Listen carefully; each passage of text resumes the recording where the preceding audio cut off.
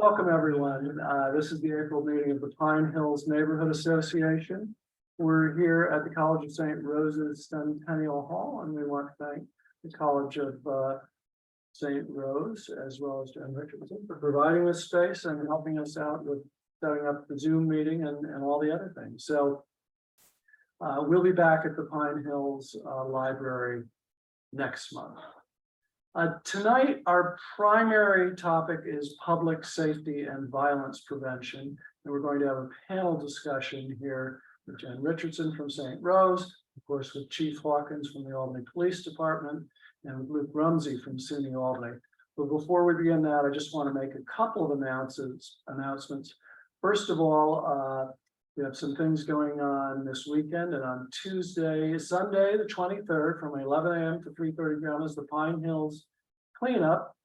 It takes place in Richfield Park near the tennis courts.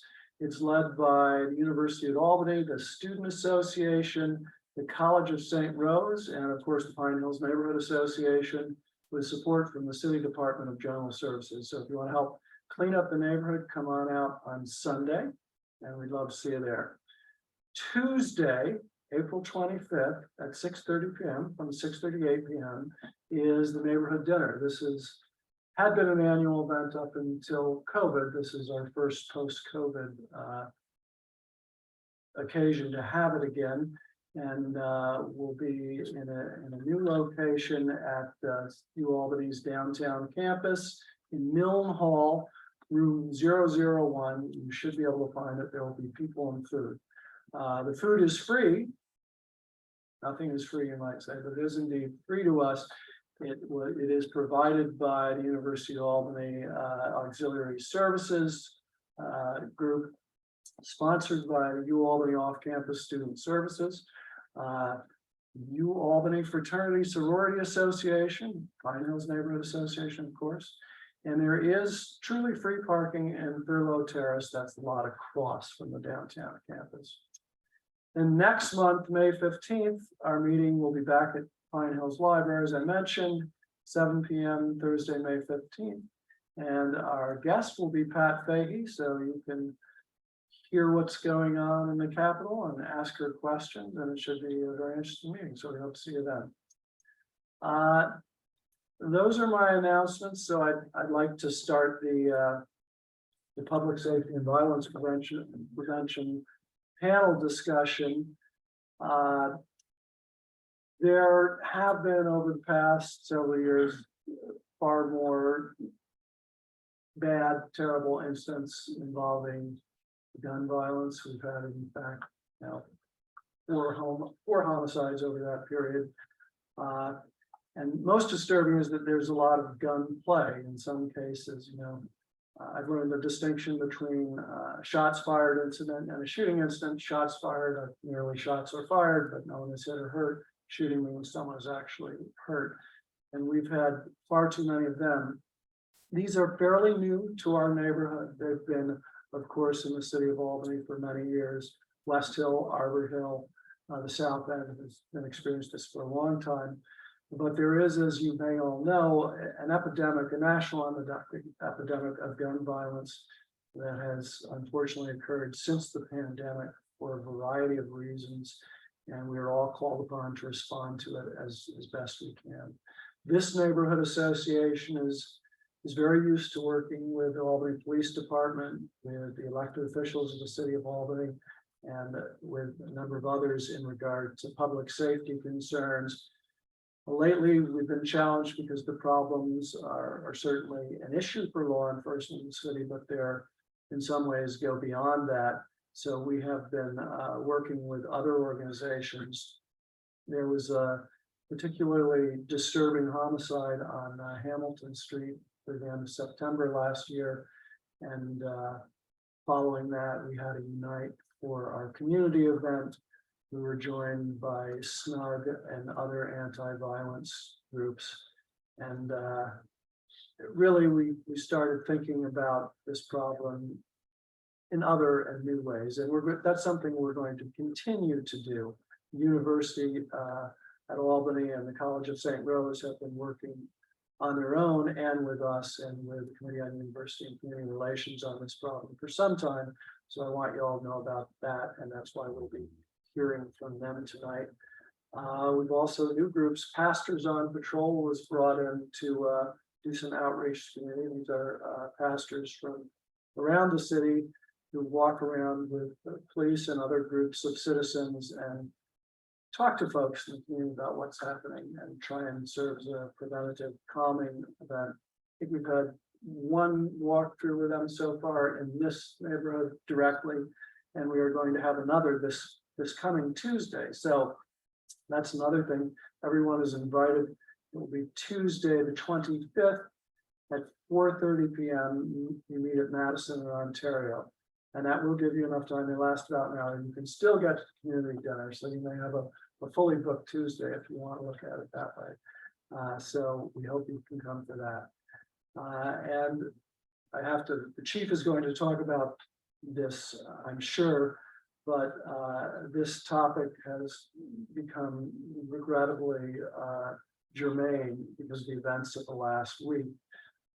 We have had a homicide on Morris Street. Suspect has been arrested and arraigned. It's by the police department as usual. But there was also a shots fired incident in or near Madison Park. The two youths opening fire on one another, and I'm not going to go through the details, but that's sort of precisely the type of incident that we are most concerned about. It's that what we've seen a lot of, because shots fired can quickly become homicides, and innocent bystanders are also at risk. We have had instances in the past where I think it was 5 or 6 innocent bystanders were caught in the crossfire. So very difficult problems we are now dealing with, but we are trying to use every tool available to do so, and of course continue to work with the Albany Police Department that faces a tremendous burden. They're somewhat understaffed. They're a great police department, and they are always responsive to us. We work with our neighborhood engagement officers, have for years. We've worked with the chief, and I have to say that we're happy with the response, and we're happy, of course, to have you here as always to talk to us. So that's my introduction. I think we'll start with the chief, and then we'll go to SUNY and St. Rose. So let the priest, all of the panel present, and then we'll get to open and discussion and questioning if that works for everyone. So with that, I'm going to go to Chief Hawkins. All right, thank you, Johnny. Good evening, everybody. It's a pleasure to be here this evening. And like John said, a lot of different challenges that we're seeing in a lot of different places, not just in our city, but all over. And so I just want to touch on really quickly, so we can kind of get the panel and get our discussions. Some things that we've seen recently around here, and some of the responses and that both proactive and reactive that we've had from the police department regarding this. And he talked about the homicide most recently that we had on Morris Street. And with that one, it was a family type issue. Mental health challenges was involved in that. Obviously, family members knew each other.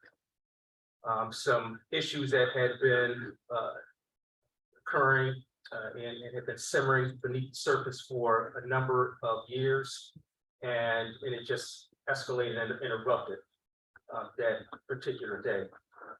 And when it happened, we got the call. Officers were there within a couple of minutes. We got the information about the suspect. Suspect was taken into custody shortly thereafter and was arraigned and is now being charged. So with that one, it's just a whole mix of things. It's this prevalence of handguns that we have in our community and all over.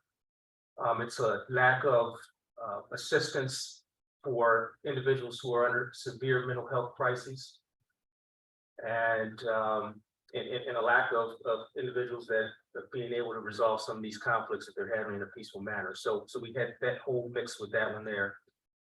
And then the shooting at the park that we've done most recently was another disturbing incident. This one involves some juveniles. And as we watched this on camera, we saw these, the park is populated by a bunch of young people doing what young people do. They're enjoying the park, and then we see that there's some sort of disturbance between a couple of these juveniles, and we don't know who they are. We know that they appear to be somewhere between 15 to 18 years old, and they start to fight. Fight is broken up. One of these young men goes and gets a gun and shoots at the other one. The other one has a gun on him, and he shoots back. And then they both disperse and they run through the neighborhood. And so we follow them on our cameras through outside of the 4 or 5 blocks away, and we lose them somewhere in the area of Western, and I think it was Quail. So another example of just this prevalence of weapons that we have, the readily available weapons that we have in the community. And in a lot of cases, young people who are resolving these conflicts that otherwise would be handled as, years and years ago, they would be fistfights. It would be broken up and dealt with. And now, because of a lot of things, lack of impulse control, young men who are challenged in a lot of different ways, they have these minor, insignificant conflicts. And somehow they're getting access to these weapons, and they're using these weapons as a way to resolve these conflicts. And so we're attacking this on a number of different ways. First, we have to identify who these individuals are, and we have some very, very good intelligence mechanisms in order to do that. Police presence is obviously another, and we're making sure that we're having our beats filled, and we have details in some of these areas and showing some presence. But we have to do all that we can also to get these illegal weapons off our streets and to try to stop the flow of these weapons from our streets. And so I was in a conference not too long ago in Washington, D.C., where we talked about this. We had access to the head of the ATF. We had access to high-level individuals who were at high levels in the DEA, because this is an issue that we are going to need federal help with, because the flow is coming from outside of Albany. It's coming from outside of the state of New York. When we look at the record number of guns that we took off the street last year, the overwhelming majority of those weapons are coming from outside of the state of New York. We have some extremely lax gun laws in other parts of this country, and we're seeing that when these weapons are being used in Albany, and we're confiscating these weapons, and we're tracking these weapons, we're finding that they're either purchased or stolen from states like South Carolina, Georgia, Alabama, and others. And so I and other chiefs across this country, we're appealing to our federal partners to help us to stop this flow of weapons in our communities. And we're going to need that help. And so we're constantly in the ear of these federal authorities to help us with this piece of it. Now, locally, we're doing what we can to take these weapons off the street. And as I said before, we had a record number of weapons taken off the street last year, over 140 weapons that were taken off the street, illegal handguns for the most part. And what we're seeing so far this year is a corresponding decrease in the amount of confirmed shots fired that we're seeing in our community, and a corresponding decrease in the amount of people that are being shot. So what that tells me is that it works by taking these guns off the streets so that they're not available for some of these individuals who have such low impulse control, that we can save lives. We can slow the flow of the shots fired that we're seeing in our communities, and we're working very, very hard to do that. And so another issue that we're seeing, particularly in the Pine Hills area, are the large gatherings. You may have heard the last weekend we had some challenges. A lot of these gatherings are pop-up type events. We had details that were already assigned to this area over the weekend, but those officers were quickly overwhelmed by an unanticipated influx of, for the most part, youth. who are in the Pine Hills area. And so what the officers are telling me is that as they're patrolling that night, just all of a sudden, they're seeing 200 to 300, maybe even 400 young people who started congregating in certain areas of Pine Hills. Some, the officers tell me, appear to be as young as high school age.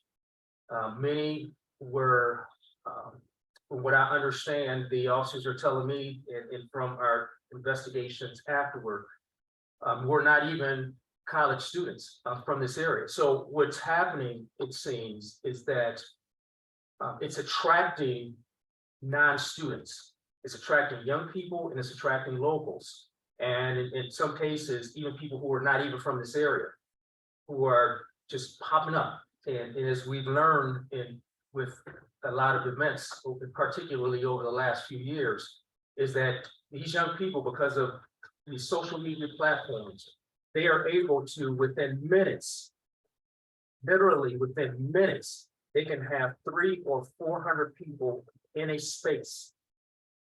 And we have some very, very talented detectives who are monitoring social media on a daily basis.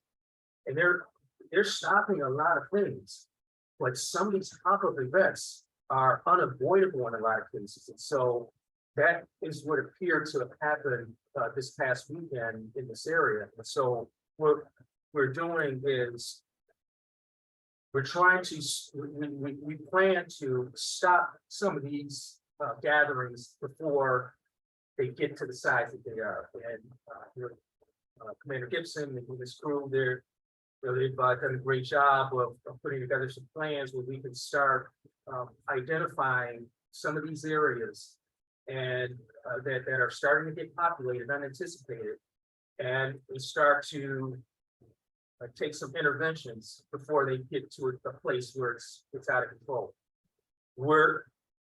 We think that some of these corner stores are a part of the problem. You know, some of these folks who are coming from outside of the area, they know that they can go to these corner stores and get this out, they can get their alcohol or whatever that they wanted to use.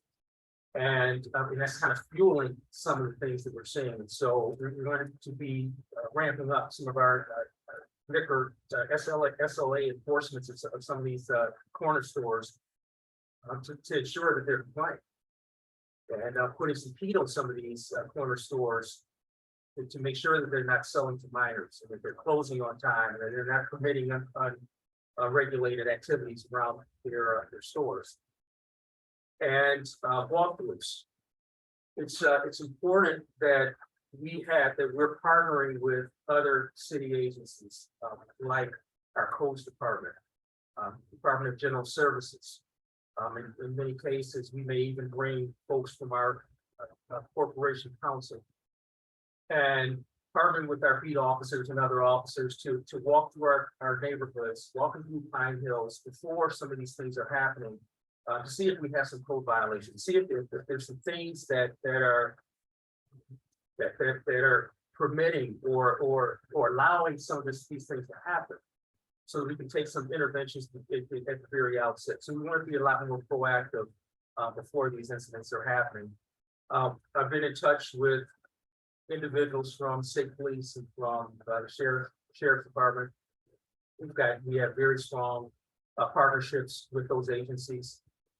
My conversation in particular with the major who oversees this area from the state police is that they are ready to assist us in any way that they can, but he's very clear that they have a lot of the same staffing challenges that we have here. So we understand that, but we still have those connections. And so even if they are not able, if they give a time to give us the amount of officers or troopers that we're asking for, we know that we have this support, because a lot of times it's not just staffing that we need. We need intelligence. We need equipment. We need just those sorts of partnerships. Undercover operations. Those are things that you probably won't see, but also increased cameras. Had conversation with our deputy chief that oversees our cameras And we've identified some areas that we're able to place one or two additional cameras just to give us some additional coverage in those areas. And the park, Madison Park has been a challenge. So I have some meetings over the next couple of weeks with some individuals who want to do some programming in that park. There's a very well-respected coach that wants to conduct some tournaments and other things for youth in that park. And we'll be doing that. We'll be partnering with some of our business owners to fund some of these activities. We plan to reach out to our some other individuals in our colleges nearby in this area, see if they can partner with us with some things. I think there's some very exciting opportunities for that. More to come. We haven't made the formal connections with that, but we think that can help us as well with pretty much reclaiming that park and sending a message that that's a family place where our young people can go and feel safe, and we can have some family-oriented programming. So that's it for me for now. I turn it over to our other speakers, and I'm glad to take questions after. Thank you, Chief. Luke, are you ready to join up U-Albany's coach and wishes? Sure, absolutely. And thank you, John, and thank you, Jen, for allowing me to participate via Zoom. I apologize I couldn't be with you all tonight. But this is an extremely important topic, not only for me, but for the university as a whole. It wasn't but 6 months ago, right, that we had an 18-year-old freshman that was grazed on the corner of Washington and Quail as they were waiting to return to campus. And, a matter of inches, right? And that could have ended very differently. And so this topic, it impacts everybody. And I want to commend the chief and his entire department. His officers are out there day in and day out doing a heck of a job, a very difficult job. And being down, I don't know, Chief, 60 officers, 50 officers, I can't even imagine. And yet, you mentioned 140 guns. That's amazing. And I know it's making a difference. But all this being said, there really isn't a silver bullet, right? No pun intended. It's going to take everybody to kind of pull together and try to come up with ideas and solutions. And I'll be the first one to admit I don't have them all. And so that's why I'm so happy, John, that you're able to kind of pull everybody in and have this conversation. And we need to continue these types of conversations. I think, one of the things that struck me over the last several years is the rising trend in youth being involved in these incidences. Myself and the Stop Violence Task Force with the City of Albany and the Albany Police Department had an opportunity to meet with high school students in the City of Albany School District in the fall. And that was one of the things that they mentioned, right? That they're going to school and that they're scared. They're scared that their peers may end up bringing a weapon into the school, or for that matter, meet them, outside the school as they're walking home, and that it could be used against them or one of their friends. And that's hard to hear. And so I think, at that level, it's important to understand that, we're trying to get involved at the university with our youth. Via the conversations with the City of Albany School District, we've increased our placements with our Masters of Social Work students. That was one thing that kind of came out of that dialogue was, hey, listen, we need more social workers, right? And we can't find them. We can't hire them because we don't have enough resources right now to be able to sustain that. And so if you can assist us with getting graduate students in that want to make that their life's work, helping families, helping our city youth with issues like homelessness, like food insecurity, like mental health, like opioid addiction, like violence, that potentially could make a difference. Our Liberty Partnership Program, our STEP program, our University and the High School program, these are all programs that link at-risk youth with mentors at the college, be it students, graduate students, faculty. And it's not just designed to get them to U-Albany or to the College of St. Rose or HBCC. It really is about helping them develop the life skills in order to be able to graduate high school, right? Just to get to that stage in their life where they can graduate high school. And along the way, right, workforce development opportunities are being developed, college preparation programs are being developed, peer mentorships, all of that is kind of coming along. And so we're hoping that by bolstering some of those programs and growing those programs, that it will lead to youth kind of saying, okay, you know what, I could go down this path, right? I could start, resolving my differences with weapons, or I could take this other path. And I can listen to, what my faculty mentor at the University of Albany, or my peer mentor, or my 20-year-old, person that I look up to because they're getting a degree and they're bettering themselves. And hopefully that will start to make a difference. And obviously our Youth Justice Institute, which is housed in our downtown campus, is an amazing resource when we partner with the Department of Criminal Justice Services and the Department of Children and Family Services, really providing evidence-based programs and initiatives that can help in this area. And so, as it relates to the youth, we're trying to make inroads, but it can't just stop there. I will say that community engagement is another mechanism that I think that we have to use. And you heard the chief talk about reclaiming the park, right, through tournaments. I think it's an amazing idea. I heard Carolyn Keefe talk about that not 2 weeks ago when I was on her porch. And I think that's very smart, because we see, right, with data that when a community is connected with one another, right, there tends to be less violence. People know each other.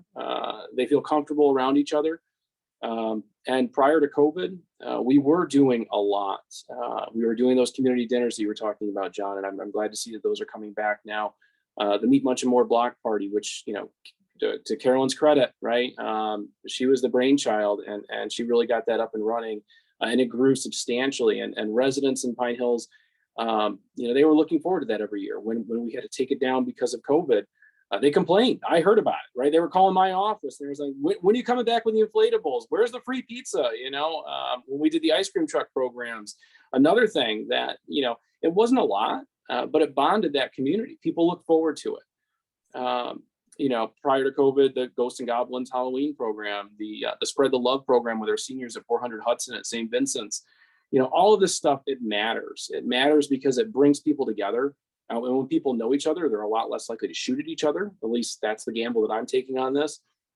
And so I'm hoping that now that we're out of COVID and we're starting to see some of these things come back, again, that we can invest, right, in some of these community engagement type programs. And I want to give Ken Lozier a shout out. I know that he's in the room tonight, our coordinator for off-campus student services. He's taken over the off-campus ambassador program. He's already starting to rebuild that network. I think that, they just had a painting program at the Pine Hills branch of the library.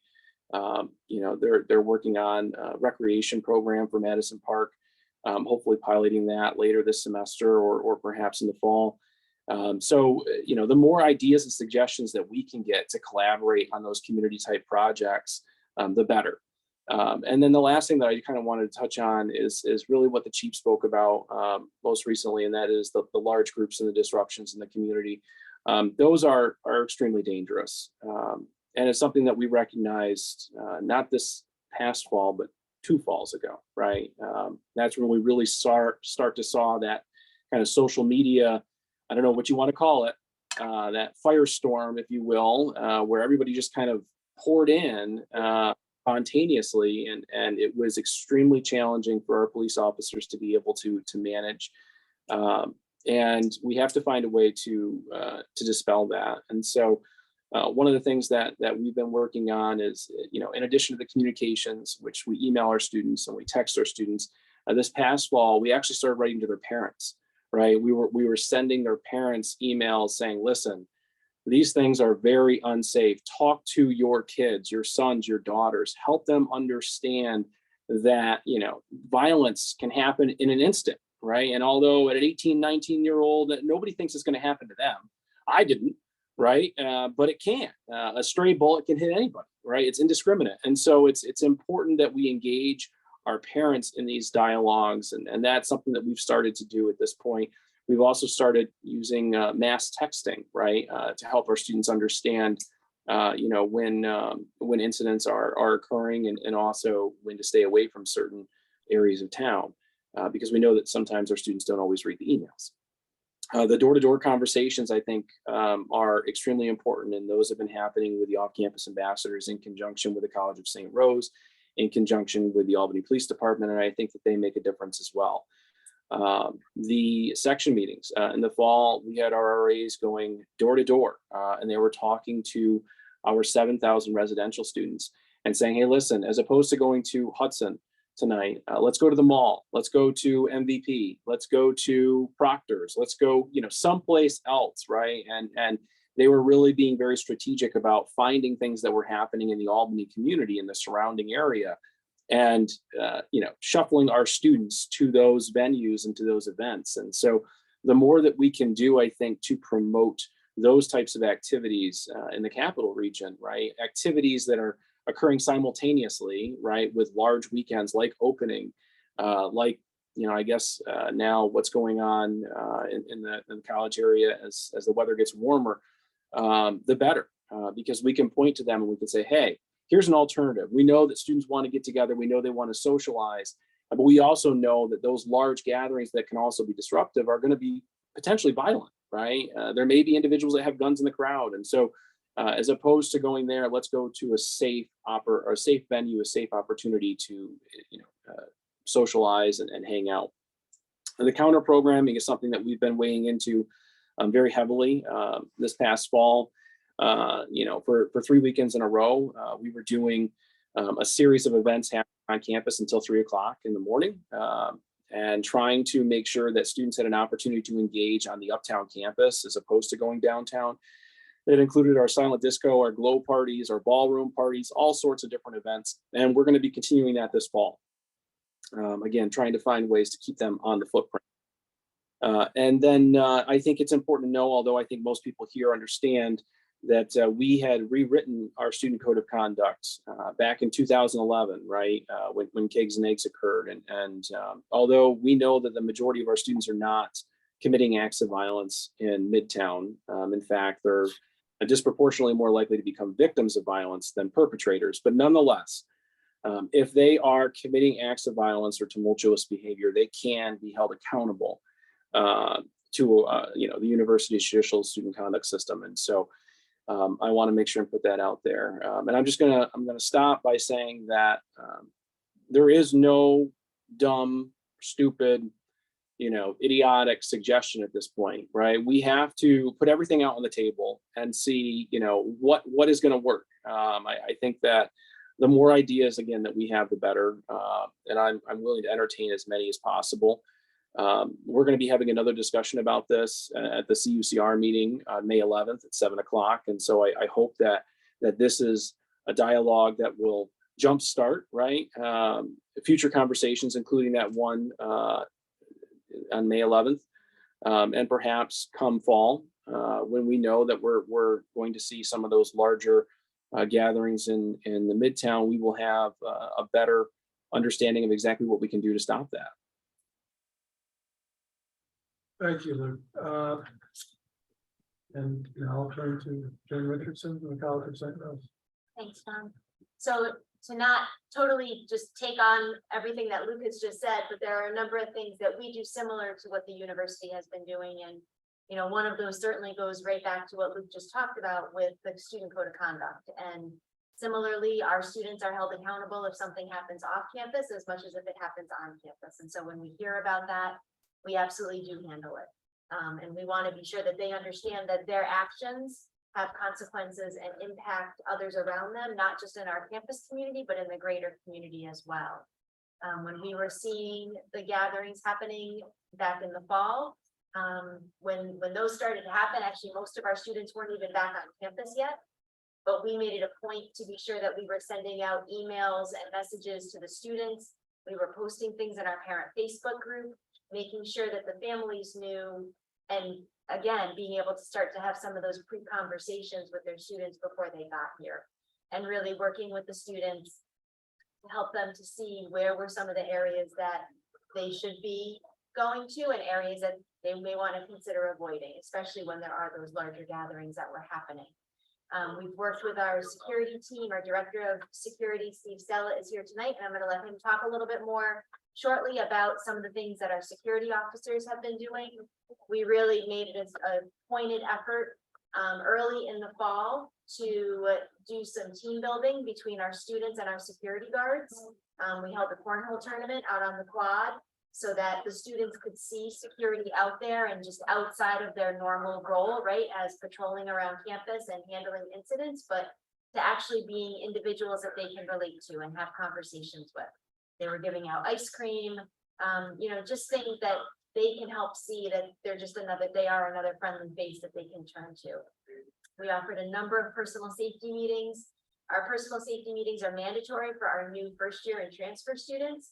But then as we were seeing some other things happening in the community, we started making sure that we were getting out to our returning students and offering multiple sessions for our student athletes, many of whom have apartments off campus.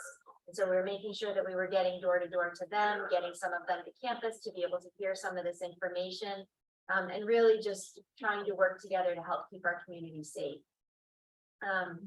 We have our security advisory committee, which is, is led by Steve as well as another administrator on campus. It's made up of other employees, faculty, staff, and students to be able to talk about what is happening on campus in the community and what we can do to be able to help keep each other safe. We had a hostile intruder drill that we did in partnership with APD, Colony Police were here, AFD was here, EMS. That actually happened right out of Morris Hall over on Morris Street. The building was vacant, but it really allowed for an opportunity for the groups to be able to practice what could happen in one of these locations. Steve, could you share a little bit about our security guards and what's been happening on campus, what their role is and how they can help? Sure. I gotta tell you folks, it's tough batting cleanup because these guys already hit on a lot of my points, but I do want to thank you for putting the word out about the active shooter drill. That was very important. We had concerns about that. Those of you that lived on Morris or Myrtle, we put flyers out on each house. A couple other things I wanted to mention was APD shares information with the colleges. And we use that information to reach out to victims of crimes that are students and also to send to our conduct boards, students that may have been involved in something that violates a college policy that APD made note of. Some of the other things are teachable moments. If an officer has a field interview with one of our students, and that's noted, we will have a word with them about being a good neighbor. If it's a noise ordinance or something along those lines. Jen mentioned we do foot and bike patrols in the neighborhood. You'll see our officers. Occasionally they'll ride with a neighborhood engagement officer. So they do blue and grays together, which is a good thing. Lastly, I want to just remind everybody to look out for each other. And it's very important if you have an elderly neighbor that you stay in touch with that person, check on them, make sure everybody's okay. Say something if something's going on. Call the police, call security. We'll be glad to help assist if you're having problems with a neighbor and you think it's a student. That's reprehensible to us. We don't want that kind of conduct. It reflects badly on everyone. And we want to be good neighbors. So we're enlisting your help. Please don't be reticent to call us. Our numbers are listed. You guys can call us anytime. And I want to thank Chief Hawkins because the relationships that we have with not just up here in the Pine Hills, but we have the Clemary Sports Complex in the south end of the city. The lines of communication are open. Daryl is on speed dial all the time. And that's a very good feeling for us when something's going on, something going down in the neighborhood. We like to know so that we can notify our students if there's something serious going on. Jen mentioned our active shooter training and hostile intruder trainings. APD comes on campus probably 4 times a year and does a fabulous active shooter, hostile intruder training. And if you want, we can let you know so that you notify your constituents. If they want to attend, that's open to the public. And we usually hold those up at St. Joseph Hall on Madison Avenue. So any questions for St. Rose? Well, let's go to the full discussion if we can, but thank you very much. Well, thank you. all of these presentations, I think, illustrate well how this is a difficult and multifaceted issue with many different approaches that are necessary. It occurs to me, I forgot to mention a few of the things that the chief mentioned. The code walks that we do with the City of Albany Police, the Building Department, the Department of General Services, because those are tremendously important in helping clean up bad conditions in the neighborhood. The cleanups we do are very important, of course. And I mentioned again on Sunday from 11 to 3:30, Pine Hills cleanup at Ridgefield Park. There are a number of different phrases to apply to this condition. It used to be popular to refer to the broken window theory. When you see broken windows, people begin to think anything can go. Turnstile jumping. Lately, the acronym is CEPTED, which stands for Crime Prevention Through Environmental Design, a great bureaucratic term that is virtually meaningless. But what it's talking about is when people live in livable communities that are not unpleasant, that are not jarring to the senses, you tend to get better behavior. And a neighborhood that is not kept up and that has dilapidated buildings sends a very powerful message. It sends the message that you can do what you want here, it's okay, or it doesn't matter, go ahead, throw that bottle, get in a fight, do whatever you're going to do. It really is an important factor, and we are working with the city on some infrastructure improvements in Hudson Avenue. We were also successful in getting a $50,000 ARPA grant to help with street trees and greenery along those blocks of Hudson Avenue and also on Quayle Street. So we're very much interested in the traditional sort of community improvement physically, because we feel that is linked too. So with that, the chief is back from the urgent facts. So I want to begin the back and forth. I will say, Chief, for my part, I was very glad to hear you mention new efforts to put programming in the park, because that is something that we think is tremendously important. It has been spoken about, but we haven't really seen new and ongoing program there, and we would love to see that. The other issue that struck me, which it's not the first time I or anyone else have thought about it, is the convenience stores, which are, if they're violating ABC laws and can be caught and held accountable for that's one great thing. But just frankly, having these stores open to all hours is by itself very damaging. And I know there are people who have jobs during the time when normal retail is available. But still, I think we balance the interests. I would truly like to see the city, and it goes beyond you, but make some legislative changes. We don't have to permit this. We don't have to live with it. And that would seem like some low-hanging fruit. So with that, those are really more observations, not a question there. I'll instruct the audience. Questions, please, not just observations. But obviously there will be some of both. And it's question time. I know you're not a shy group, so speak up. Got lists of questions. You have lists? I have lists. There is a lot of people here are laughing because they know I've already done my spiel before.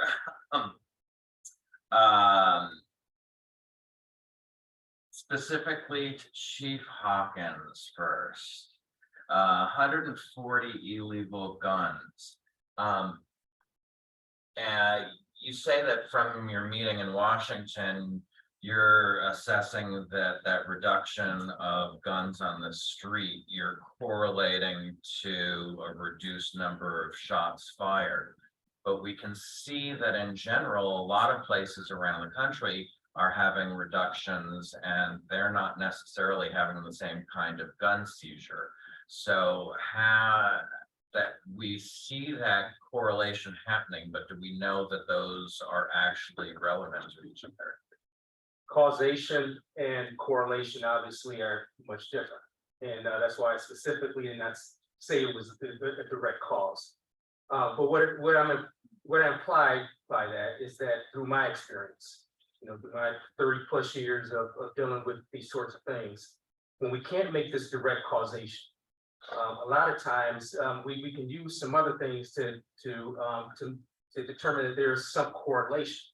And so all I was implying with that is that we definitely had an increase, a significant increase in the amount of seized illegal weapons in our community. And specifically illegal, not just improperly possessed. Exactly.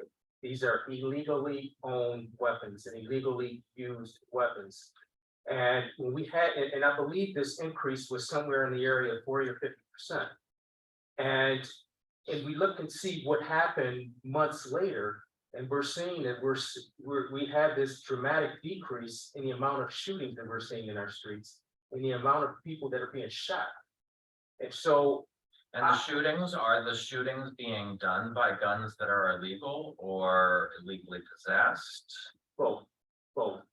In the cases where we've recovered these weapons, because of course we don't recover all of the weapons, but in the ones where we've recovered these weapons, these are illegally possessed and illegally used, obviously, weapons. And so my observations are, when we have that sort of dramatic increase in the amount of these weapons taken off our streets, and months later, we see this dramatic decrease in the amount of shots that we're seeing in our streets, and the amount of people that are being shot in our streets, that leads me to believe, as a leader of the organization, that we're on the right path. We've got to continue doing what we're doing. And let's see if this trend continues. I mean, obviously, we're not going to make a causation, determination with just 6 months of data.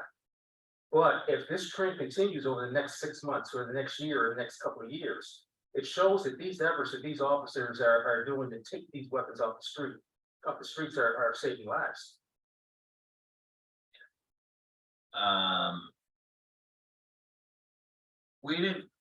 I can't really recall. I know that we've had what's technically a mass shooting in the capital region in the past few years, but most of the shootings or shots fired incidents are not mass shootings. It seems like, and what I want your feedback on is that it seems like a lot of the shootings that are considered mass are being done with legally obtained weapons. And that would be, with a perspective that you get from contact with people outside of the region. Not.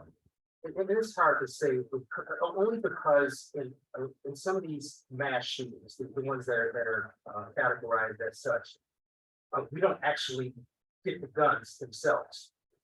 So it's hard to say.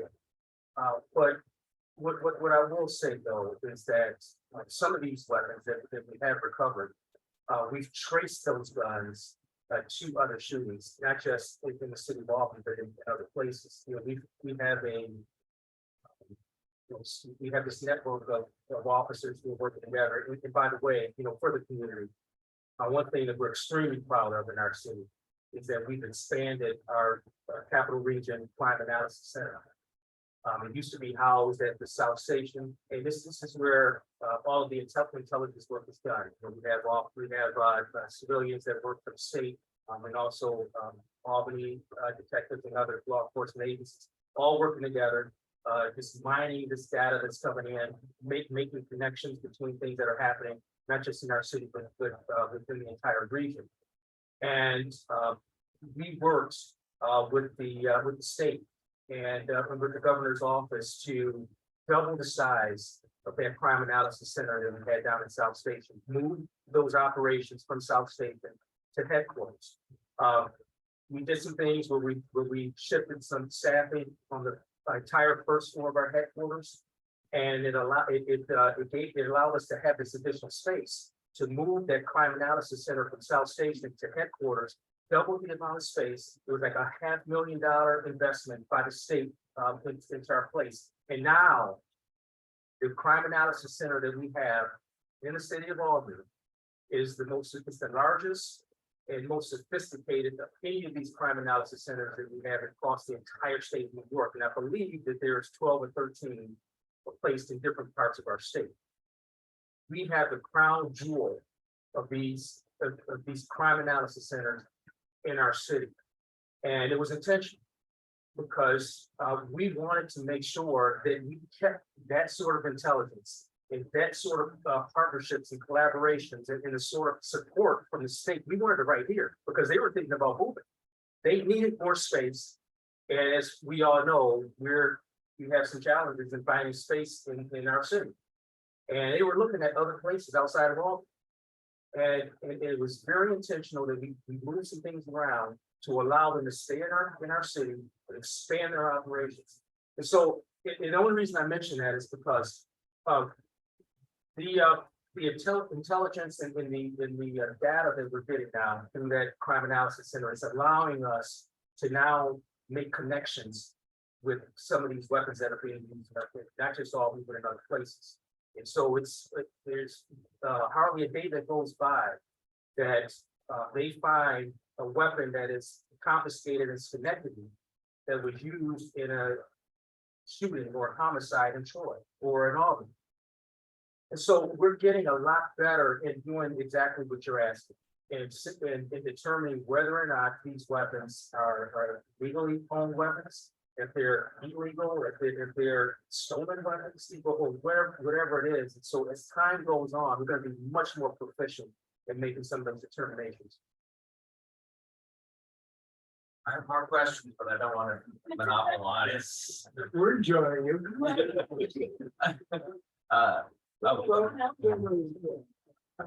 They're not questions, but they're just 2 points I want to make. One is a lot of the crosswalks in the city of Albany in this neighborhood, they haven't been striped in years.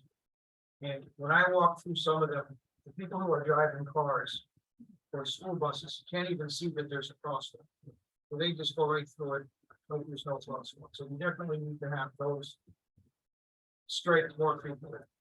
And this second issue is that I don't know whether the police department has noticed it, but on West Lawrence Street between Western and Washington Avenue, at least 3 times since the fall, there have been 1-car crashes on that street where somebody, including last night, like I walk across there most weekdays, and this morning I saw one of the signs that was like a no parking sign had been knocked over or pulled out of the ground. The car was gone, that there was pieces of a car right near there. And about 2 weeks ago, a block north of there, the same thing happened, and there was debris on the sidewalk for weeks. Then at least one other time in the last 6 months, along that stretch there, the same thing happened. It was a big pile of debris from a car, parts that just laid on the street for weeks.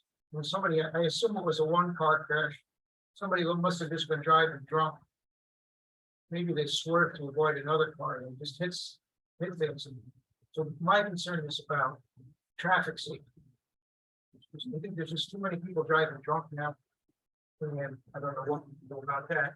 And there's just too many of these 1-car crashes that are happening, especially I think it's just a coincidence that it's happening on West Lawrence Street. But I've seen at least 3 in the last 6 months, including this morning. Thank you. All concerns, Leah. Thanks, everyone. It's always good to hear from all of you. Chief, our neighborhood, as you know, has a lot of students, and there are a lot of parties, and there often are noise complaints. Given everything that's been going on, the prevalence of guns, I am finding that I am just where normally I used to go, if someone was having a loud party, I would go and knock on the door and talk to the people. I'm not doing that anymore. And I'm wondering if you would advise members of the neighborhood association of what to do in a situation where there's a disturbance in the neighborhood. What's the safest thing that we can do when we're disturbed by something going on in our neighborhood?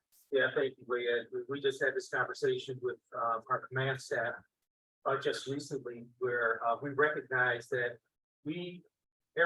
all of us have to do a better job of addressing these issues before they escalate to a point where they're large gatherings.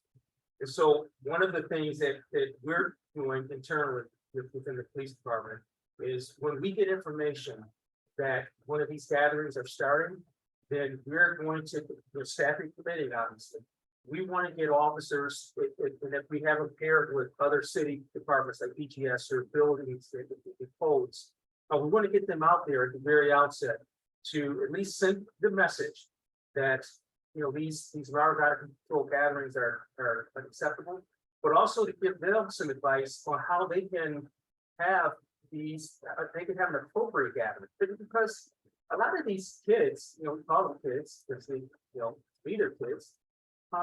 The vast majority, they're not looking for problems. You know, they want to have the college experience, I assume. And so they need some guidance, and they need to know, like Luke talked about, and like John talked about, that sometimes these large gatherings can attract some individuals who don't need to be around. And so we need to give that sort of advice. And so just to short answer to your question is, give us a call. If you know that there's a gathering that's starting up, you know, our commanders are, you know, they're monitoring our staffing levels and to see what we're capable of. And again, if staffing permits, we want to get officers out there to at least try to stop these from escalating to a point where they're just out of control. Is it better to call right when the party's starting, or like a couple hours in? Because like I'm not like a college student, so but we don't want to be like bummers, like you know. But it's also like serious things have been happening, so it's like you don't know what to do if you call like when it starts, like you know, like about half hour in, or do we like try to be cool and like wait a few hours?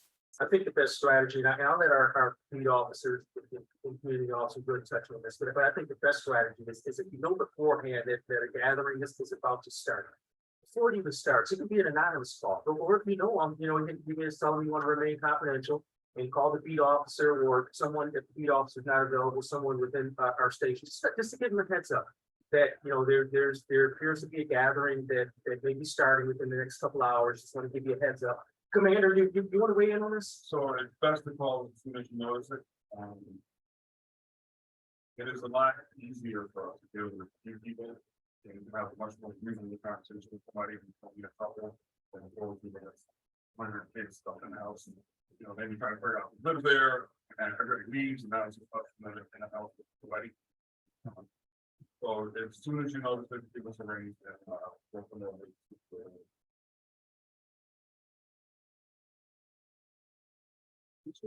Yeah. Thank you, Chief. And also to the police department, after the homicide, that's a place and more, that's just a quick response and making sure that neighbors were comfortable about what happened, being informed about what happened, and also again, the perpetrator in custody. That's how we action. And also, you know, after the shooting that took place at the park, we were stopping by, checking in the businesses, but also show your presence inside the park and the rest of us, so definitely appreciate that. You know, I try to always focus on solutions, at least this time of the year, normal months when everyone is outside. You talk about the 145 guns that were recovered. Something that I've seen, and I know sometimes when you have gun buyback programs, there are people that turn your grandfather, great grandfather guns, and some of those things are absolutely what the case may be. It's the only way, because I see some of these young kids who have these guns. And financially, sometimes I feel like they're struggling. If we can have like, you know, gun buyback program where they can just go to any police station and just get a gift card for $100, but not just during the summertime, but something that we can do on a monthly basis, or you know, because I see a 15-year-old, you know, maybe they trying to buy a new pair of sneakers and they need a gift card, so they could just, you know, maybe drop off a gun. And I know that it's not as easy as it sounds, but just kind of put an option out there. Is that something that maybe we might be able to look into? I think that's certainly an option. I think right now, you know, anything reasonable is an option, and what you're talking about is certainly a reasonable option. You know, these young, you know, and it's primarily young men, you know, they have this access, this ready access to some of these weapons, and if we can offer some incentives to, you know, to get these weapons off the streets, then I think that's absolutely an option. I also think that just offering these young people other options in general, I think is very, very important. And that's why, we want to have this programming in Madison Park. Again, I've got this meeting, a very promising meeting Monday involving a community member that wants to do some very exciting programming in that park, partnering with other businesses to fund these activities.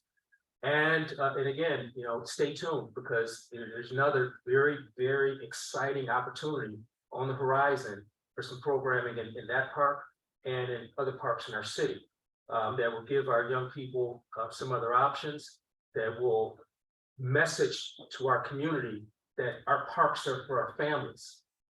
And it will involve some other people, some other conscientious people in our community in our efforts to address some of these things. And so I'll be very, very soon having some meetings and hopefully having some exciting announcements regarding that as well. But yes, what you brought up is certainly a reasonable option.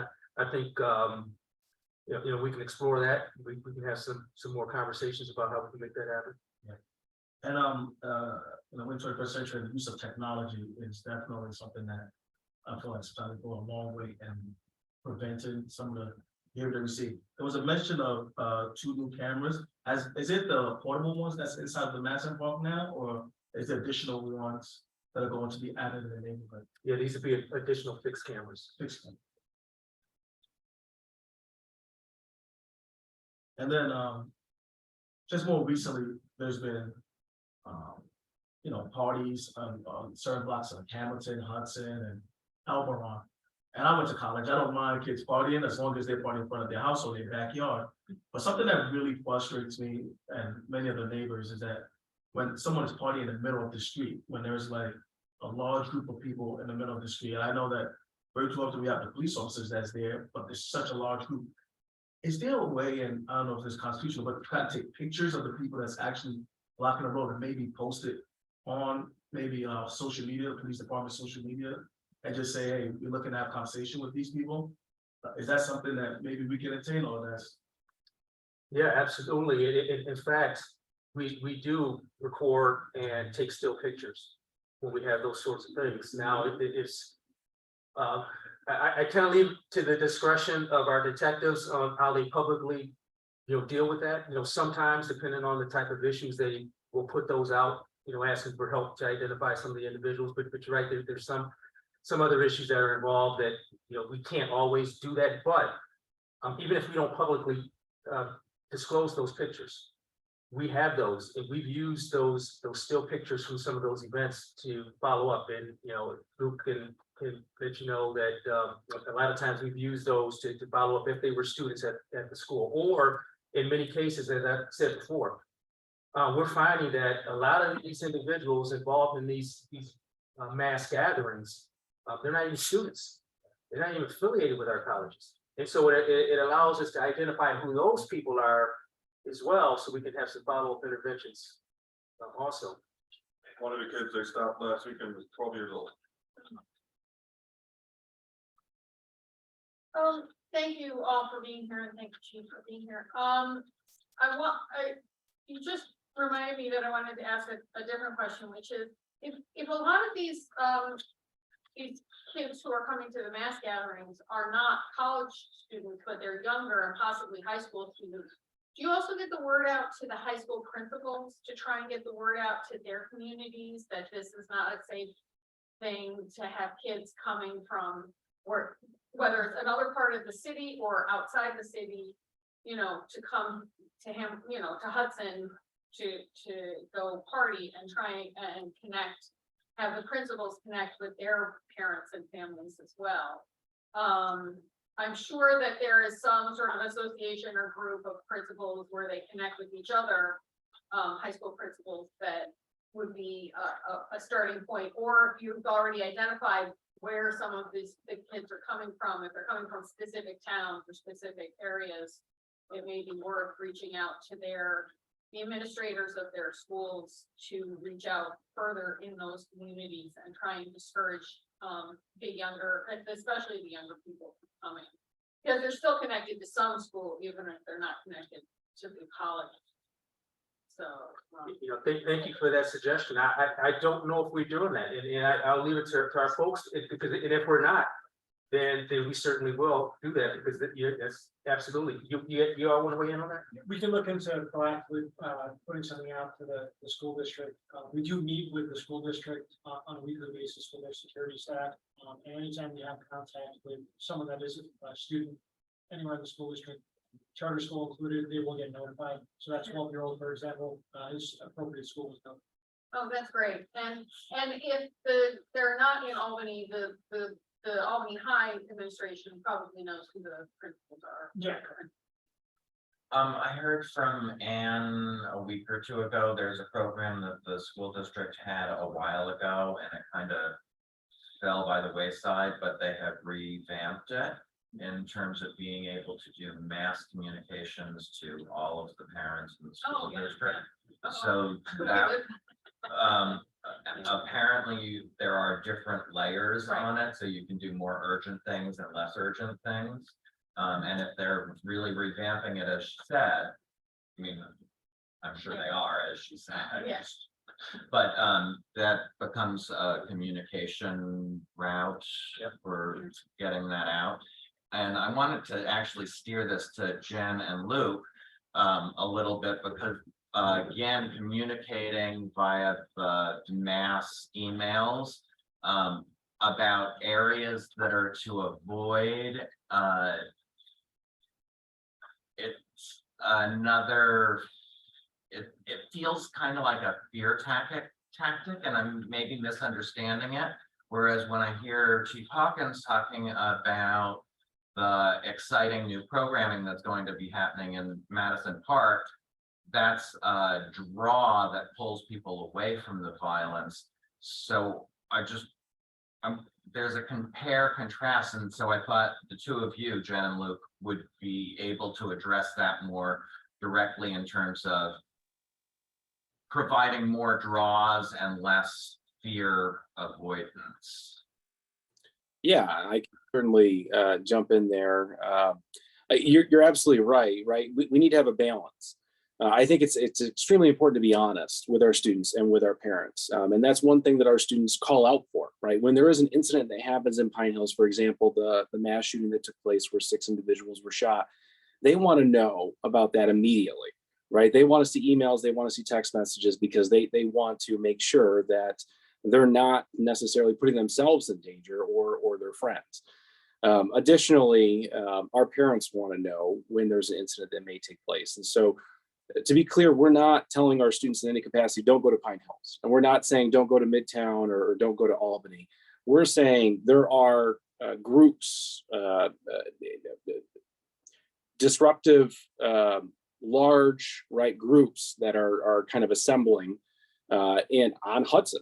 We were actually very specific with our communications, and those groups have been known to be dangerous, right? And so we were calling out the actual activity that was dangerous at that point in time, and making sure that our students knew about that so that they could make some informed decisions on their own end about what their activities were going to be, while simultaneously promoting programs on campus to keep them on the Uptown campus.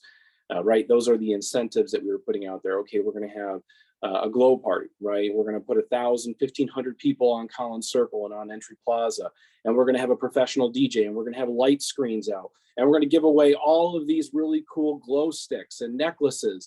And we want you to be here until 3 o'clock in the morning so that you can socialize and hang out with one another, right? And that way you have an alternative. And we did the same thing multiple weekends in a row, trying to make sure that our students do have opportunities to be able to engage with one another in a responsible, safe manner, and that they don't have to revert to going to a large, defunct, kind of disorganized gathering that may attract violence.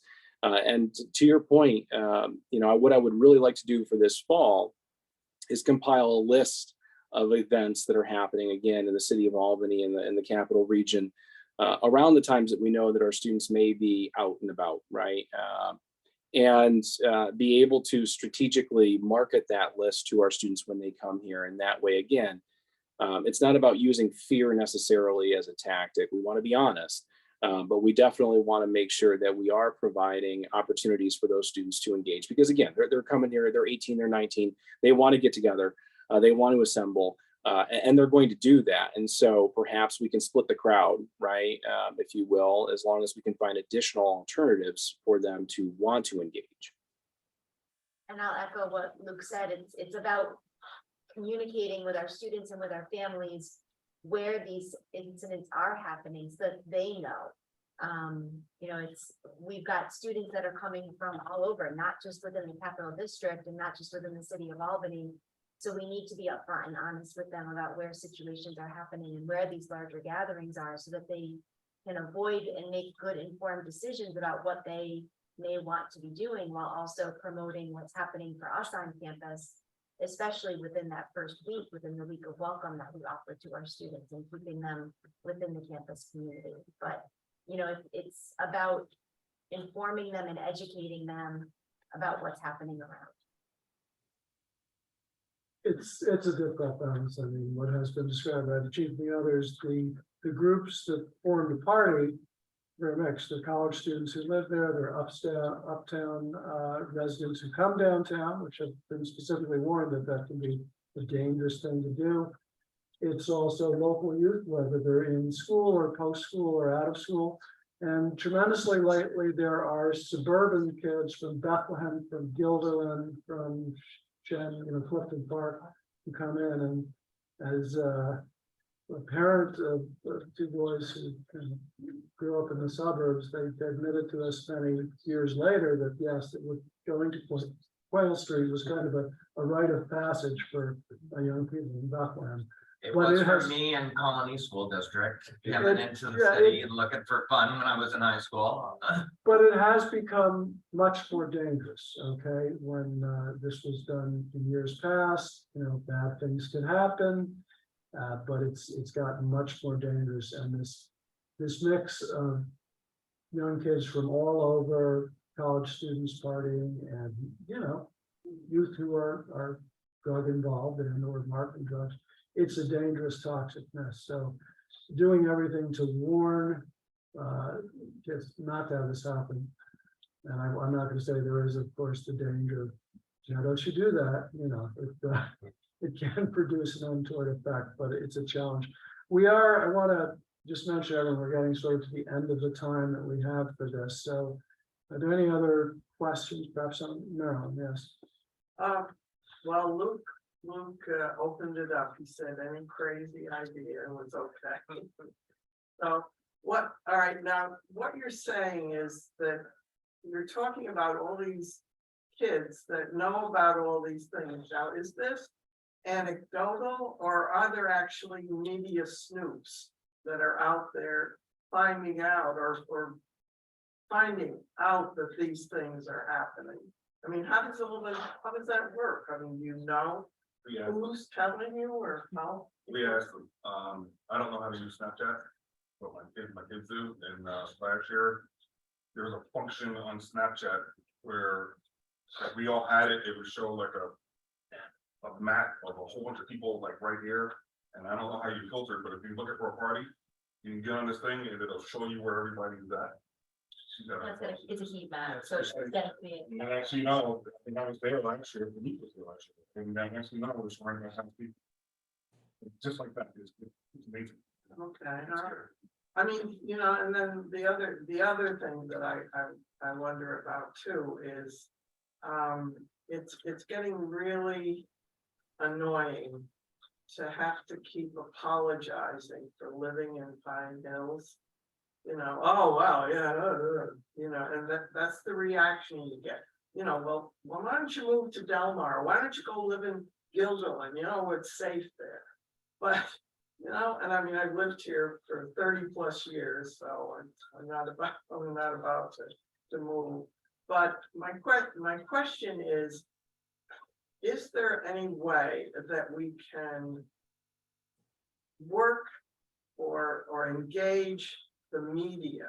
And I mean, whether it's the newspapers or the TV or whatever, that do they always have to say, start out, this thing happened in Pine Hill?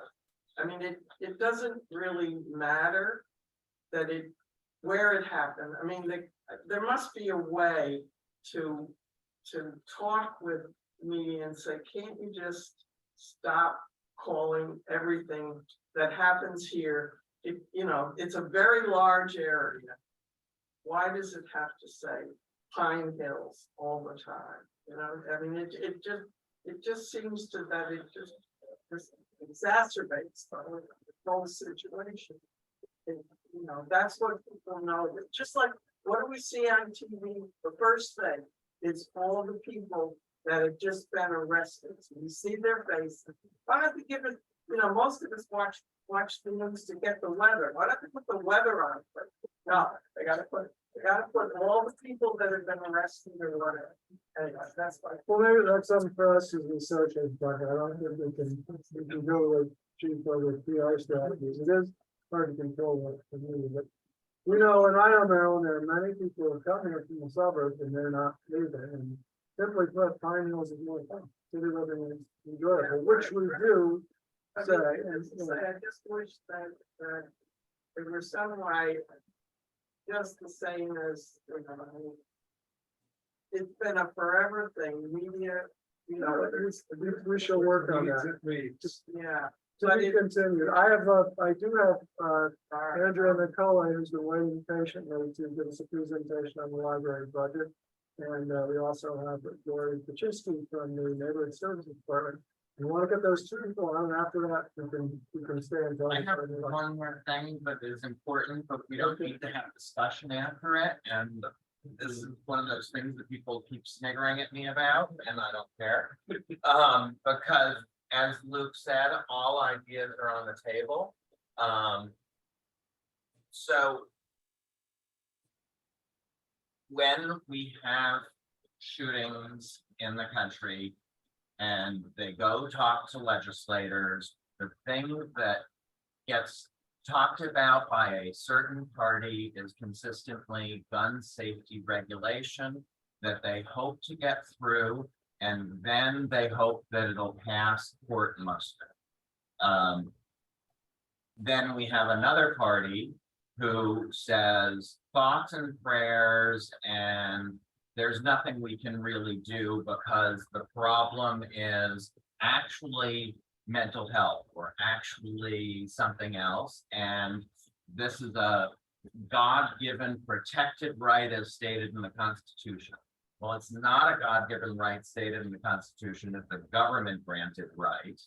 And a real solution is putting a new amendment in the federal Constitution that allows gun safety legislation to go forward. As the Supreme Court has made its decisions, practically nothing is allowed because it'll infringe a good person's right to have guns. And there are too many incidents, and thus my foundational question to Chief Hawkins, where there are violent things happening with legally obtained guns. Several of the mass shootings in the past few weeks have all been legally obtained guns. So the reason that I bring this up is because even though the process for having an amendment passed is an uphill and unlikely battle, if we don't start having the conversations like this at this level, we're never going to have a real legislative solution, because it's either going to get knocked down by the NRA exerting pressure on politicians, or it's going to get knocked down by a court interpretation. And the only way to deal with that is a constitutional amendment that steers the court. So I'm not expecting any kind of ongoing conversation about this, but we all need to make that possibility of a new amendment that repeals or reforms the Second Amendment. We know that it can be done. Amendments have been changed and repealed before. It's an uphill battle, but we need to start the conversation somewhere to allow better laws. And it's not necessarily laws that are going to take away guns, but it will be allowing laws that control guns. Fair comment. Yeah, but I'm gonna believe the truth from opining. I dare say, I'm sure you have strong agreement here, but we are out of time and I want to be fair to our guests. And I also promised to keep you here for under an hour, which we're in the holding value. I'm already way over. So thank you. Thank you, Chief, for thank you coming. all.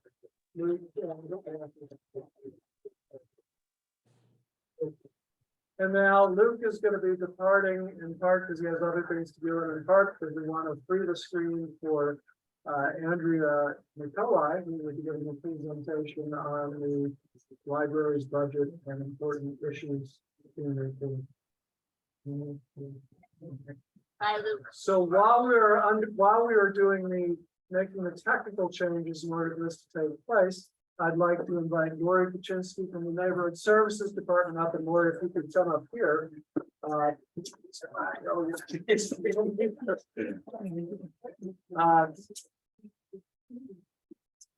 Lori is with the Neighborhood Service Department. She is covering several neighborhoods, and she is covering Pine Hills for the moment temporarily.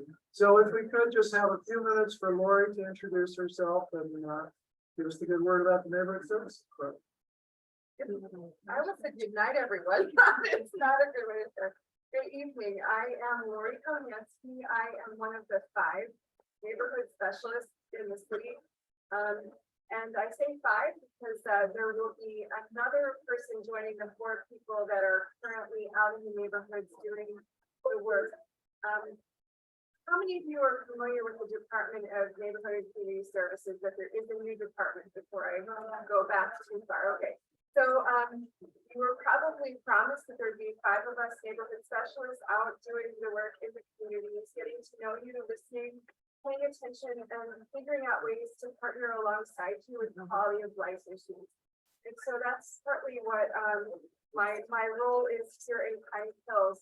I'm covering the area that includes Arbor Hill, North Albany, downtown warehouses, Empire State Plaza, Tenbrook, Sheridan Hollow, and also I'm covering the Pine Hills area and the dunes until actually next week. There will be a 5th person joining us who will then take responsibility to be your neighborhood specialist. And so that person will shadow you for a bit of time, and then they will become your identified neighborhood specialist. I started February 6th, so not too long ago, and we had intense training. And part of the training is to really dive deep into the different departments in the city so that we can become the person you might call, one of the first people you might call when you have questions about buildings and codes, about zoning and planning issues. Your example was a perfect one, that perhaps when you see the crosswalks need to be painted, those kind of things, we can help to navigate some of those systems. If you're noticing in See-Click Fix that something continues to be an issue, we can come alongside with those kind of things to make sure that the neighborhoods continue to thrive in the ways that they all already are and have been doing. And so that's one of the core ways that we partner with you. I'm going to be going on a building, the code walk with the folks that are already doing that. And I wrote down the pastors on patrol. So part of it also is to, again, come alongside all the people that are doing work already and figuring out ways to be, as I've explained it several times this past week, a professional neighbor, to be the person who takes on this sense of being a part of your neighborhood and figuring out what that looks like and what that means, and knowing the resources that are available in each of the neighborhoods. So that's a general overview, and I don't want to take too much time, but I guess I would say that I'll linger after I have my card. That's one way. I'll also be coming to the dinner next Tuesday evening.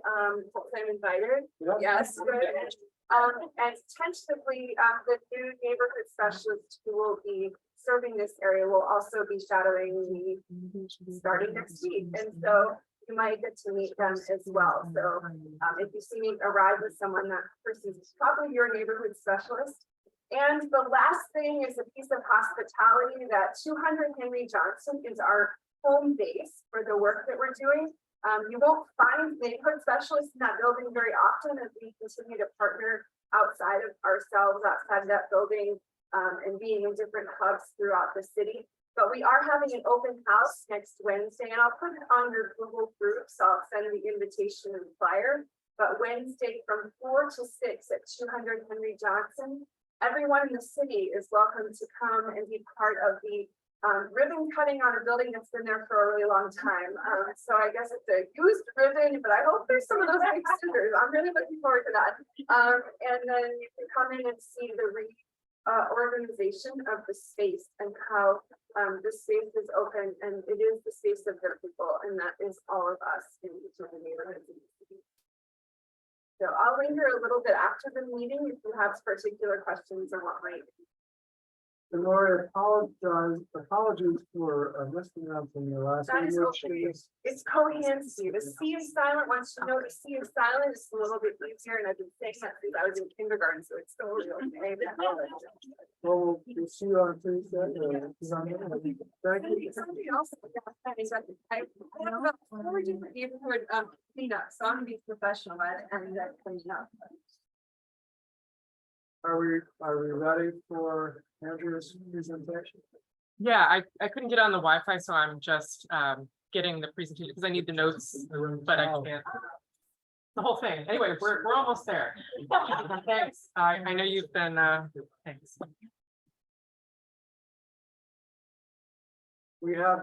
I've got to say, we have a crack technical team here because oftentimes it's Danielle and me, and we've failed.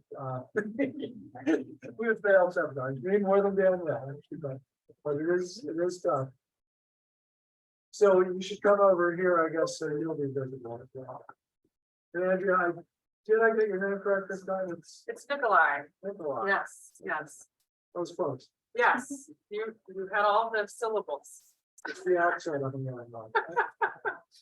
Where's the camera? How can I say hello? Camera's right here. Camera's right here. Hi, everyone. Hi, Pine Hills Neighborhood Association. I'm happy to be here. Thanks for waiting patiently for the library portion of this evening's presentation. I do want to start with just a little bit of updates about how we've done since the pandemic. So how have we recovered as a library? And if we could go, yeah, thank you. First slide. So we're pretty much calling 2022 our rebound here. Checkouts between our physical and digital checkouts. A lot of people discovered the Libby app during the pandemic. So if you don't use the Libby app to download audiobooks and ebooks, it's a free app. It's a wonderful service that a lot of people found out about and started using. We've seen exponential increases in use of digital content through the library's Libby service. Our visitors are also obviously up way more than we saw in 2021. Our computer and Wi-Fi use also up significantly over 2021. Program attendance, we're obviously offering a lot of in-person programming now, and room use is also up. I'm sorry that you're not at the Pine Hills Library this evening. As you might know, we were closed for Staff Development Day today. Our focus was safety. So you all heard a lot about safety tonight. I heard about safety all day today. It's a very salient topic in the city of Albany, and it's something that library staff are also focusing on a great deal. Anyway, that's why you're here in lovely St. Rose and not at Pine Hills Library. Next slide. So North Albany, we reopened North Albany branch, 12% more public library space, new meeting room, totally refurbished. Also, two new study rooms, excuse me, and a brand new collection, and the staff is fantastic there. They're doing a wonderful job of outreach. We're trying to get more people to actually go to North Albany. It's our smallest but mightiest branch, but we're not seeing the foot traffic we would like to see just yet. So if you know folks in the North Albany area, please encourage them to check out the branch. There's plenty of parking. I know parking is a big deal for anybody who wants to visit the library. So Is the North Albany on Henry Johnson? no, it's on Pearl. Oh. Yeah. Okay. Yeah, so it's up past Struthers, so it's squarely in North Albany.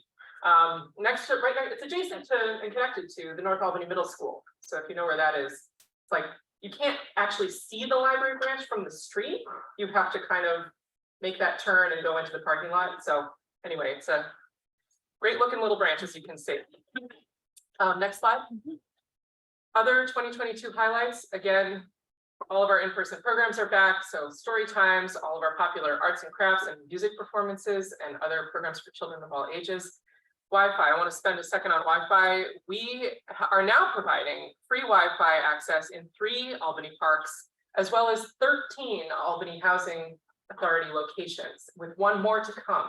So that's all through Keep Albany Connected, which is a program sponsored by the Friends and Foundation of Albany Public Library, and they have been incredible in their support of digital equity in our city, digital inclusion. Finally, I joined the library in August of 2022, and I live downtown, and I am really enjoying getting to know the city.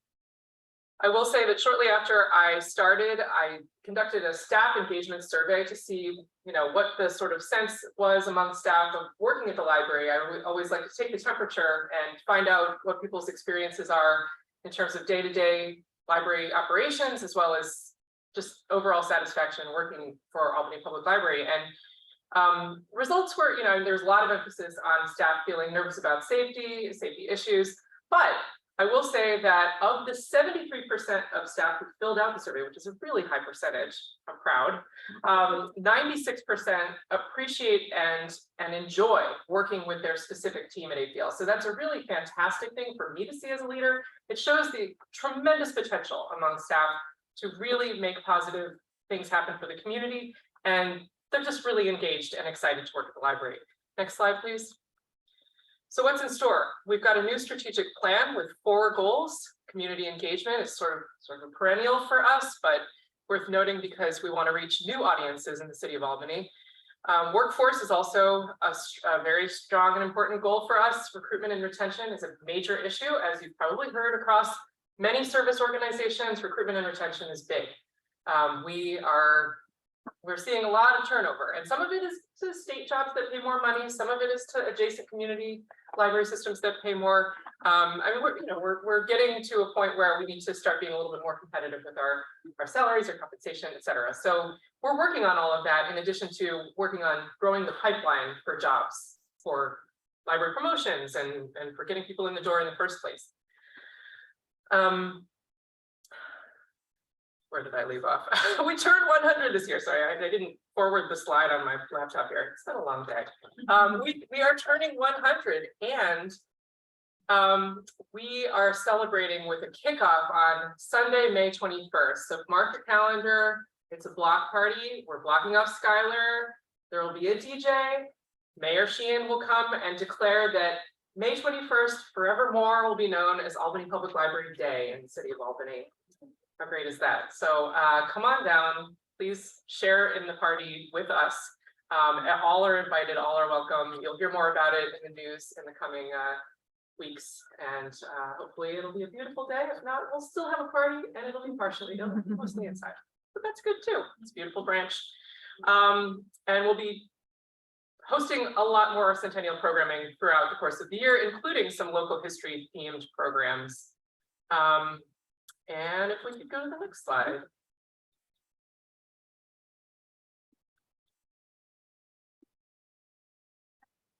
All right, yeah, just a few teasers, and sorry, the picture didn't come through for you here, but a few teasers of programming at Pine Hills. Tai Chi classes start on Thursday mornings in May.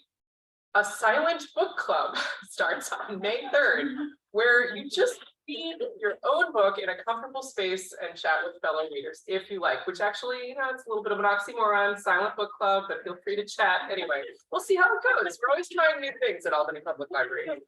We're hosting a free comic book day on May 6th. That's an annual event where you can pick up free comics at Pine Hills and all of our branches that are open on Saturdays.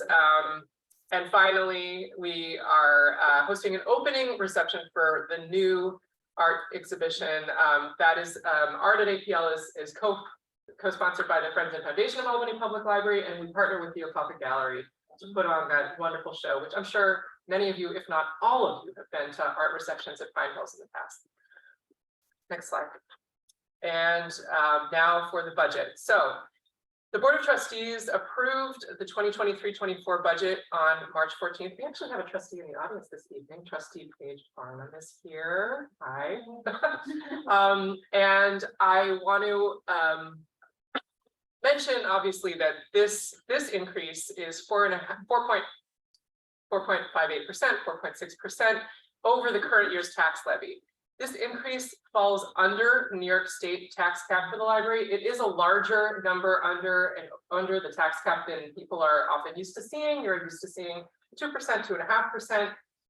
This 4.58% is necessary because we are in a tough spot financially. A lot of our utilities costs across our 7 buildings have gone way, way up in the wake of the pandemic, as have utilities costs for all of us.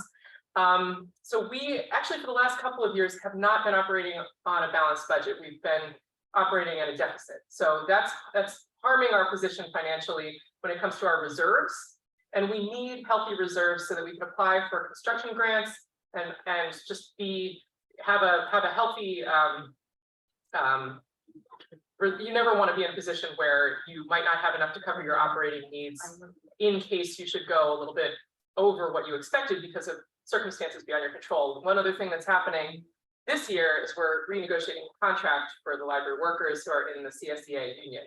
So with that will likely come a salary adjustment of some kind. We need to be prepared for these increases for our operation. So if approved, a home assessed at $150,000 would pay an additional $11.16 in library taxes for next year.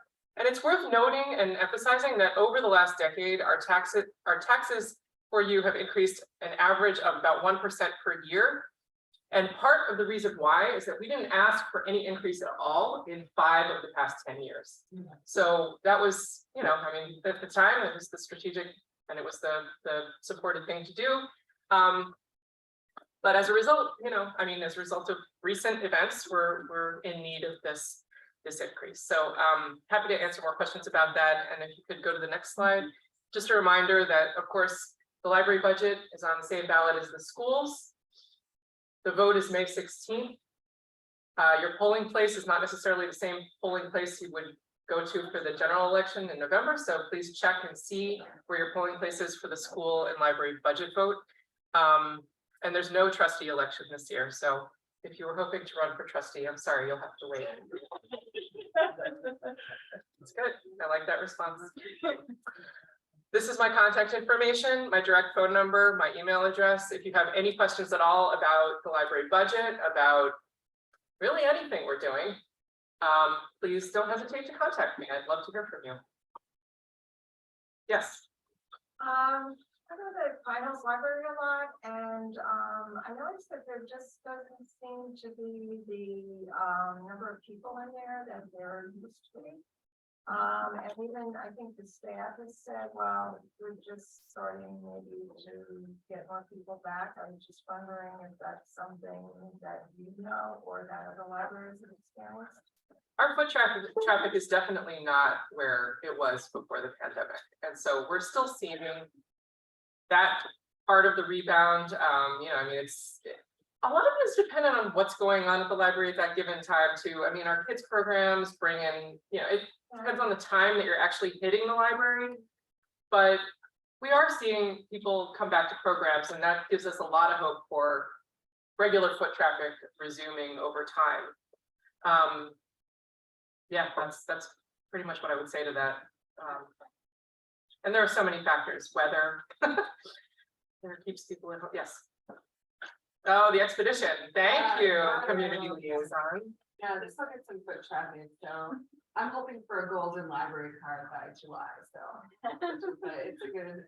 Yeah, the Upper Hudson Library, yes, of course. The Upper Hudson Library System is running the library expedition. You can be a 36er, there are 36 libraries in the Upper Hudson Library System, and if you visit all 36 of them, you will get a special library card. You will get all of the 36 spots on that brochure, that lovely brochure, stamped at each library. If you go to the Library Expedition website, there are all kinds of suggestions of where to eat and how to traverse the library expedition.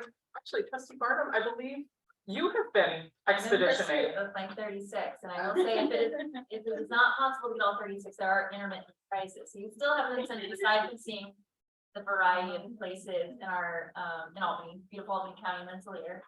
And the stamps are of the actual library, which I think is pretty fabulous.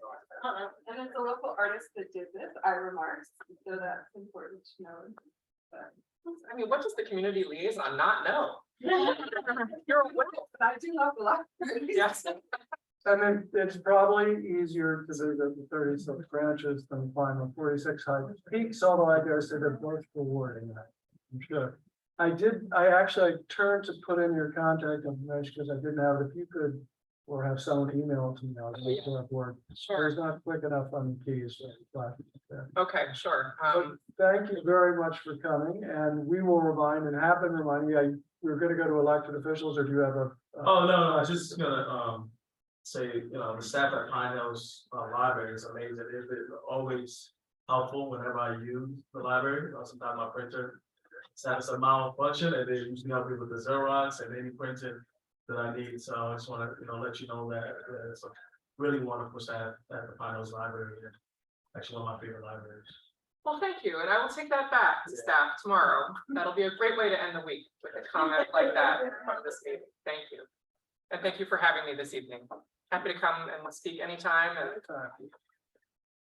And we'll remind people to vote on May 16th. So thank you for Voting is coming. good. Voting is good. Which provides a segue to the elected officials portion of the meeting. The only elected official I see out there is our council member Owusu Anani. Do you have other things that you'd like to share with us tonight? Yeah, Come on up here so we can be seen and heard. And it's gonna be brief. I think the public safety concern is something that, I want to Come talk on. about. Also, here you will be on the-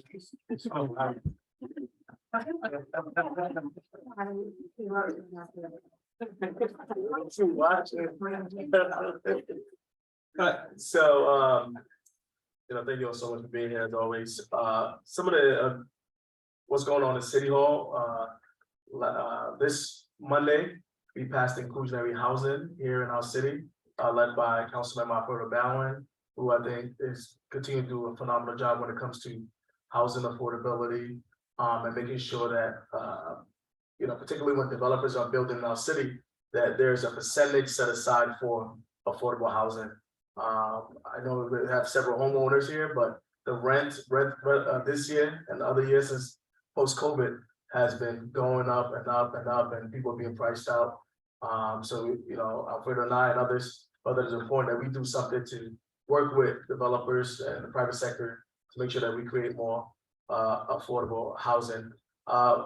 Last month, working with Councilmember Keegan, we had the Tree Talk Town Hall. That was a great turnout. I think we had over 70+ people in attendance. And it's again, just kind of inform people about what's going on as it relates to some of the trees and why some trees are being cut, and sometimes why trees are being planted. Just kind of giving a whole scope of the tree inventory and also processes happening in our city. As it relates to, I remember you spoke about pedestrian safety and the people speeding all across our city. We've allocated millions of dollars in this year's budget to look at ways that we can put speed humps in various locations in our city. You have to go through your council member, and the neighbor that you kind of mentioned, and I think Jimmy Farrell is the council person. So again, reach out to your council person and let them know that you really want traffic and safety to take into consideration as it relates to putting a speed hump. I know it's not going to be the end all as it relates to people speeding, just the culture difference. I think some morale right now, just everyone feel like where they have to go is more important than other people's lives, but I think it's going to is a step in the right direction. The speed humps, traffic improvements, and then something I've been talking to Councilmember Jimmy Farrell is that we want to have a taste of Madison. There's several restaurants that are on Madison Avenue, and we're going to work with. We've done it before, they didn't participate. Really? Well, Yes. we look into. Don't Yeah. go there. Gotcha. All the way, we're actually thinking about going all the way to Locke, actually. So with all the council members who have Madison in the district. to participate, try to encourage some of the businesses. Since COVID, a lot of people are not supporting some of the local businesses. People are still nervous about going out. So we just want to encourage people to meet some of the elected officials and also just support some of the local businesses. Okay, Yeah, that's great. So, Yeah. Go ahead. okay. A couple of things. One is, I don't know if you were here for the discussion with the chief about the issues around the convenience stores. Has there been any further discussion on the common council about limiting how late they're open? Because right now, COSA's done what they can, but these guys are, you know, permitted to be open till whatever, and, you know, if we can get them closed at midnight or 1, I know that there are conflicting needs between different people who might need to visit them. Yeah, I remember we had a discussion about it a couple of months ago, last year actually, when we saw the height in violence in our neighborhood. Right. But there hasn't been a discussion this year, but I'll look forward to bringing it to my colleagues. I know there's mixed feelings about it, particularly some of the council members in the lower ward. They're very pro business and also pro you know, particularly some of the neighborhoods that have a food desert, some of the corner stores are the only Right. source of food. So I think it would just have to be, it has to be a balance. It also has to be maybe go by ward, particularly individuals who are opening new establishments, but also we can revisit existing businesses. Okay. I do, so I know there was a discussion about replacing, improving the streetlights on Madison, but that was gonna stop at Ontario. Is that going all the way up to Purchase, or are we just only the one block? So actually we have all the equipment coming in first week of June. Okay. We just followed with the engineer manager, energy manager Okay. with the city of Albany. So we get the equipment first week of June and they're gonna start right away. As it relates to going all the way to Ontario, keep advocating for it, but we'll see how we go. I'll make up to part, sorry about that. I'm gonna keep advocating for it. One block. Yeah, we should go all the way. We should go all the way. So we're gonna continue advocating for that. What about the splash pad? Do you have a date on that? I don't want to jinx it. Yes, for those who are not really familiar with the splash pad at Richfield, it was you know, taken apart. And it was supposed to be replaced last year, but there was some delays with the equipment. Personally, I thought it was premature to take apart a splash pad, existing splash pad, especially when we don't have the equipment in place to replace it. So there was a posting that just recently happened about 3 weeks ago. There is some minor work that's taking place, but speaking to the commissioner, is supposed to again this summer.